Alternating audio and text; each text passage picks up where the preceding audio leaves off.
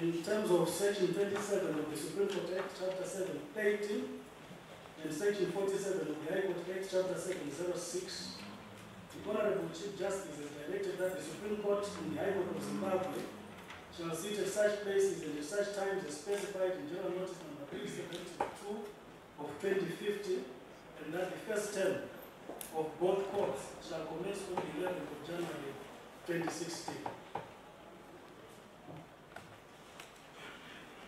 Honorable judges here present, the High Court, judges of the Labour Court,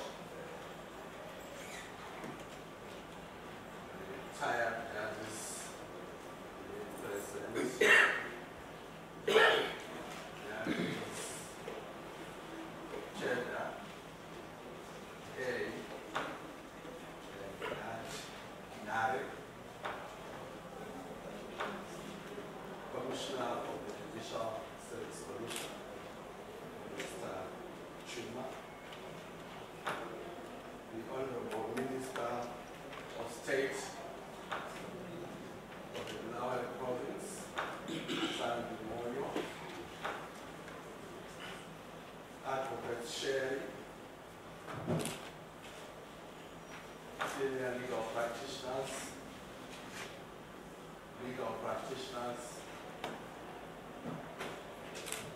magistrates,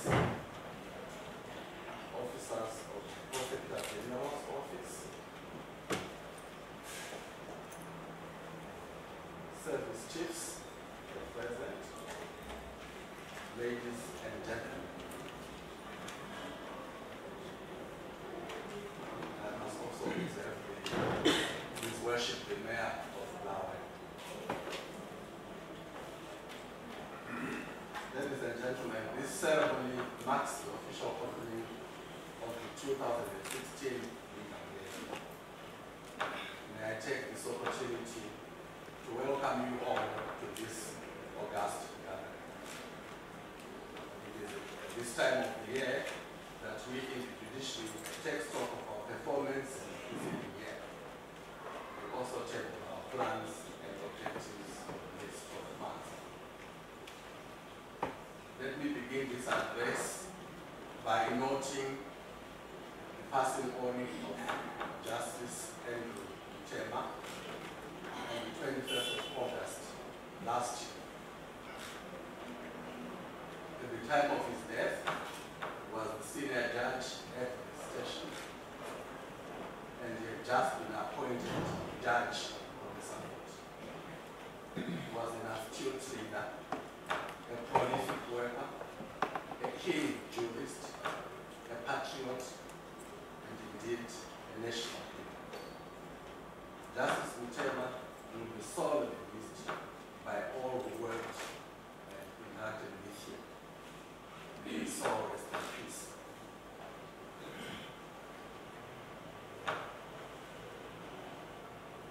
Our staff complement is as follows. As you may be aware, 6 new judges were appointed during the course of 2015. They are Justices Roma, Charewa, Piri, Chitapi, Mushore, and Munangati Manonga. You may be interested to know that of these 6 new judges, 3 are female and 3 are male, reflecting a healthy gender balance. We congratulate each one of them on their appointment and wish them a successful career and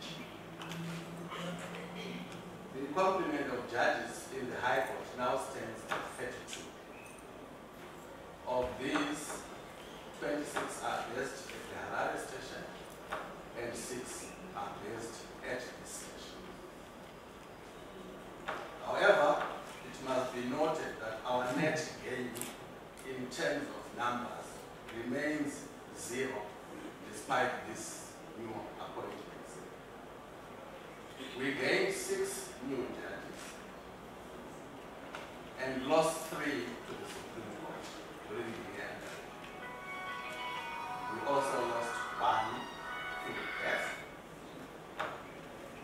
And a further 2 judges are due to retire within the next 12 months. Our total gain, therefore, is 6, and our total loss, including potential loss, is 6. Therefore, 188 is 7. Clearly, therefore, there will be need to appoint more judges during the course of 2016. Let me say something about the backdrop in this court. The Registrar of the High Court has completed an audit of all High Court matters filed over a 10-year period, namely 2002 to 2012 at the RRA station. A similar exercise is currently underway at this stage. It should be completed by the end of this term. The results of the Harare audit indicate that the bulk of the statistics representing the backlog comprise inactive or dormant files. These files are improperly included in the backlog statistics, thereby distorting the actual workload at the High Court and consequently portraying an insurmountable. This distorted backlog has been carried over into succeeding years as work that is pending before the judges, whereas in truth and in fact, these cases have long been abandoned by the victims for one reason or another. They have never been pursued, and for that reason cannot be actioned in any way by either the registrar or the judges. The statistics of such inactive or dormant files continue to escalate. A report produced by the Chief Registrar indicates that there are no less than 46,889 inactive files clogging the High Court registry. These comprise of summons and applications filed during the 10-year period,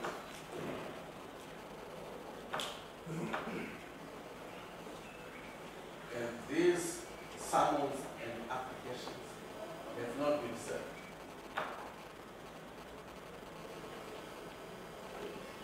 If we were to add to this figure the dormant cases filed after 2012, the total number would be well over 50,000 cases.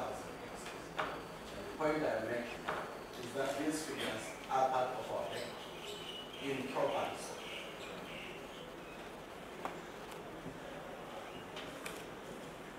About 20,000 summons and applications were never served upon the defendants or respondents. And there many were cases in which summons and applications were served, but for some reason, proceedings were never pursued. From the above, it is evident that the actual backlog statistics have been inflated beyond recognition by the inclusion of dormant files within the backlog statistics. We estimate, based on current figures, that the true backlog figures would not amount to anything further than a term's record. This is as it should be, maintaining a manageable backlog. It is, of course, not possible to eradicate all forms of backlog, for as you clear some, new cases are inevitably filed on a To ensure that we maintain the current state of affairs, we shall henceforth adopt following interventions. A. Immediate separation in our statistics of dormant or inactive files from the active files with clear columns for each category. B. That the column for active files be regarded for purposes of statistics as the actual record of cases pending over. C. That the rules be amended by the inclusion of a provision that deems all matters that remain inactive for a period of at least 3 months and at most 6 months to have been abandoned or thereafter archived. Pending amending of the rules, it is proposed that a practice direction be issued to that effect. D. That the above be applicable to matters which, though initially active, have since stopped, the period being reformed from the date of the last period. E. Further, it is proposed, again pending amendment to the rules, that further to the practice direction number 3 of 2013, which is already in operation, dealing with court applications that have been postponed, removed from the roll or struck off the roll, the practice direction dealing with queries raised in chamber applications be issued. These provisions should empower the court to deem any chamber application to have been abandoned where queries raised in regard to it have not been responded to within a given time. F. That will adopt a paradigm shift in the way in which we manage and prosecute civil matters. In Botswana and Namibia, they've adopted what they refer to as the judicial management of cases. This is a system in which judges and not litigants drive the processes and supervise the timeliness movement of files, thereby ensuring finality in litigation. And the 2 jurisdictions that I referred to have reported resounding success in clearing their records. G. That we maintain a reasonable complement of judges to deal with the record at any given time. And H, and this is a recommendation we have previously made, that the regional magistrate court be clothed with appropriate civil jurisdiction, so as to serve as an intermediate court between the magistrates and the high court. They have already played this role in criminal matters. I, again, in the previous made this recommendation, that the labor court be empowered to execute arbitral awards in the labor matters. So much for the labor. Now I move to a topic that I discussed last year. As you would be aware by now, we have plans to decentralize operations to the province. The present second court centers, namely Guero, Wange, Mashingo, and Butare, shall be upgraded to the status of permanent, fully fledged high court stations. I say shall be. A decision has already been made in that direction. And this development is, in my view, long overdue. However, owing to budgetary and other constraints, it is not feasible to decentralize in the short term. Suffice it to say that the program will unfold gradually. And a decision has been made that we start with the upgrade of the Mashingo second center. You may have seen press reports to that effect.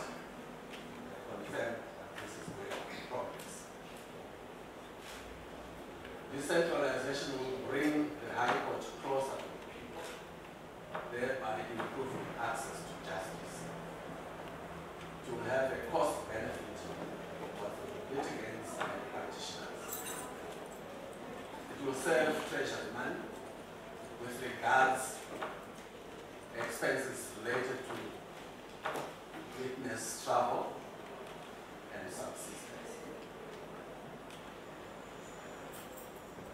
It will save treasury by way of reduced transport and related expenses incurred by prisons and police in moving prisoners to and from hospitals.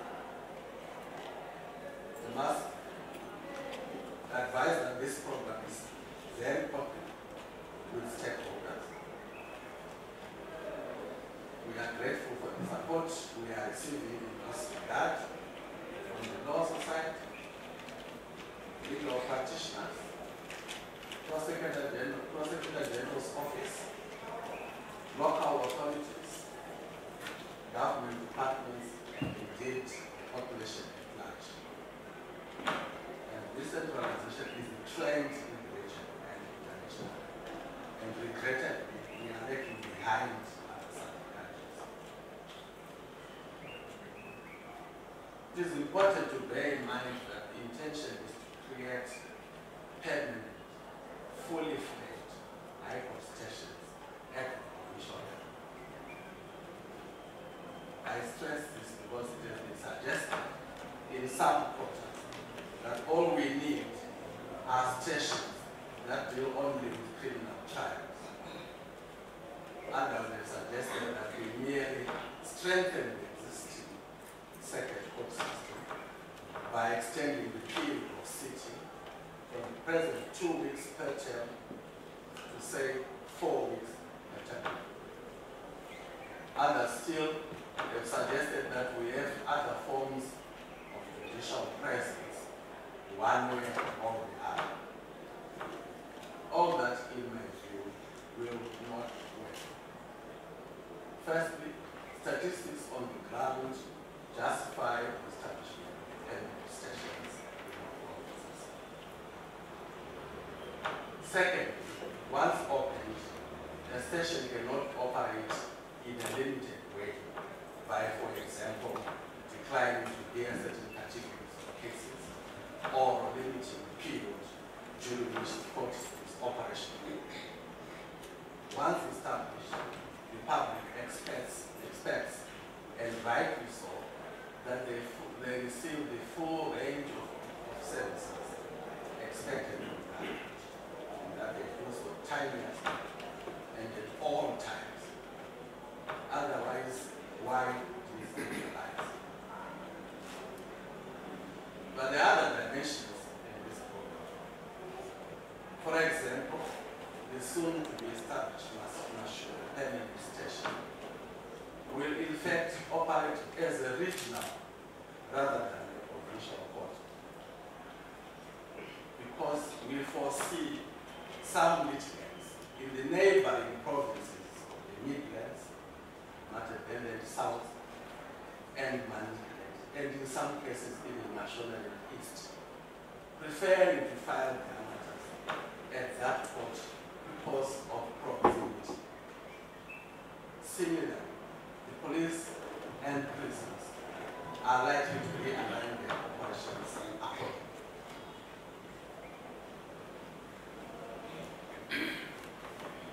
We now turn to the general matters regarding our operations. And regrettably, some of these issues recur. For some reason, they will never be resolved finally. In criminal matters, we note that the Prosecutor General's Office, which is responsible for setting down criminal trials,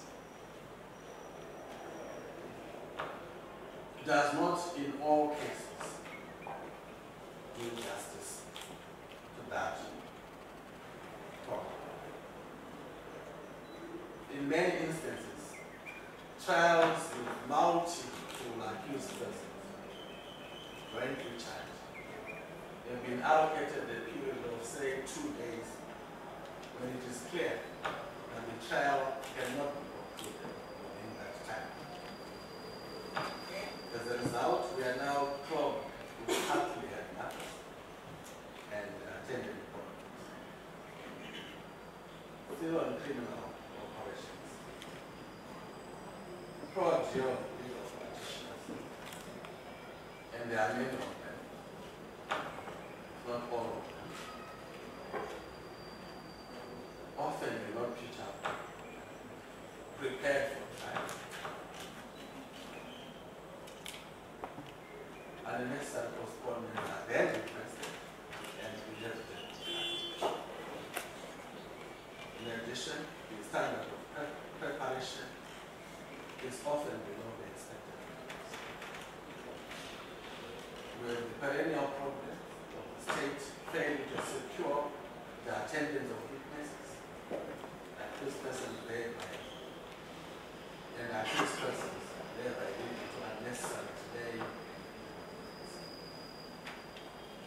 On our part, there has not been much activity by way of prison visits by judges. This must be corrected.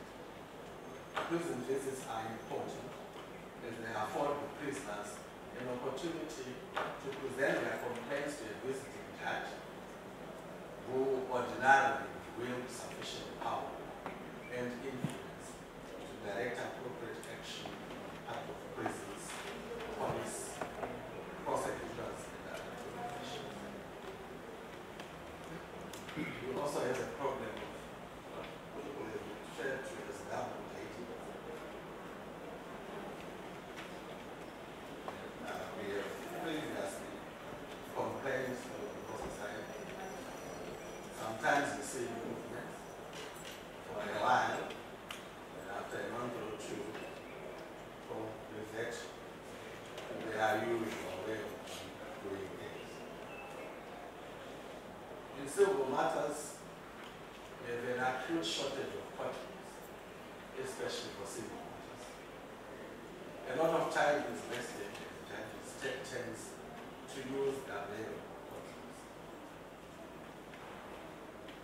Increasingly, in civil matters especially, junior practitioners are being dispatched to the courts by their seniors without any guidance whatsoever. As a result, the standard of pleading and argument have fallen below acceptable levels. And have previously raised this concern in our society. Let me move on to a matter that concerns the bench itself. This is the topic on judgments. The delivery of judgments in this court has in recent times generated a lot of controversy. As legal practitioners are aware, traditionally cases have been resolved in one or more following ways. The parties may settle out of court, of their own accord, or an instance of guidance to follow which can order by consent an issue. Sometimes the judge may, in a single matter, deliver an external judgment in court and on record for transcription and signature. In a more complicated case, he may reserve judgment and subsequently hand down a written judgment. He may, if it's a review, that because of an important point of law arising in that case, or because of the novelty of the facts of that particular case, they indicate that in his view, his written judgment is reportable and worthy of inclusion in the law. Because such cases do not come perfectly, the bulk of the written judgments are not reportable and are unlikely to find themselves in the law. Such judgments are traditionally referenced in our and may be distributed in the usual manner. How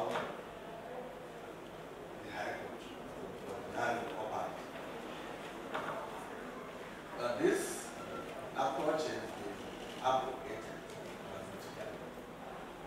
The current directive is that all judgments must be treated as reportable and posted on the site. The result has been that judgments of little or no significance are given the status they do not deserve. They are also posted on the website as if they were our best judgments. Further, unless you are able to generate a website judgment this way, your efforts will not be recognized. The question that will be asked is not how many cases you have cleared, but how many such judgments you have sent through. If you conduct a pre-trial conference, and in the course of it, get the parties to settle, no credit is posted to your account. Similarly, if you deliver an external judgment in court, your office efforts will not be recognized. And if you do write a judgment and you do not treat it as reportable, regardless of its significance, your endeavors will count for nothing. Since in the weekly unopposed motion court, where judgments are hard to come by, will not give you much credit either. What has been the result? The result has been a stampede by judges to churn out so many of such judgments, most of them of little or no jurisdictional value. The editorial staff responsible for the selection and publication of judgments for inclusion in the law reports are having a troubled time sifting through such volumes of judgments, hoping to find those judgments that meet the criteria for inclusion in the law reports. My question is, should the Superior Court, such as the High Court, operate in this manner? Should this be the practice? In conclusion, let me thank all stakeholders in the justice delivery sector for their support and cooperation in 2015. They include the Prosecutor General's Office, the Law Society, police, magistrates, legal practitioners, Ministry of Justice, and various governmental and non-governmental entities. I also must thank my colleagues, fellow judges of the High Court, who despite numerous challenges have remained committed to discharge the judicial